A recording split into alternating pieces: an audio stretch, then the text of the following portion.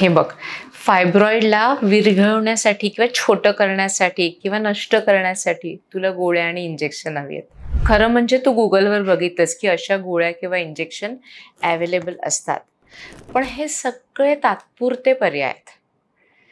Fibroid फक्त आणि फक्त मेनोपॉज नंतर हळूहळू कमी होतं, पण नष्ट होत नाही.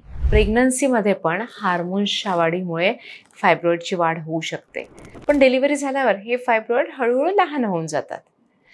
तसे हे फायब्रॉइड अतिशय स्लोली वाढत असतात. जेव्हा फास्ट ते वाढतात आणि जेव्हा जास्त ब्लिडिंग व्हायला सुरुवात होतं किंवा पोट पण फुगायला लागतं किंवा युरिनवर किंवा आपल्याला पॉटी करताना प्रेशर यायला लागतं, तर त्याची ट्रीटमेंट गरजेची असते. अदरवाईज त्यांची वाढ अतिशय स्लो असते आणि कुठल्याही गोळ्या आणि औषधांनी त्यांना आपल्याला छोटं किंवा नष्ट करता येत नाही. ते फक्त तात्पुरतं असतं.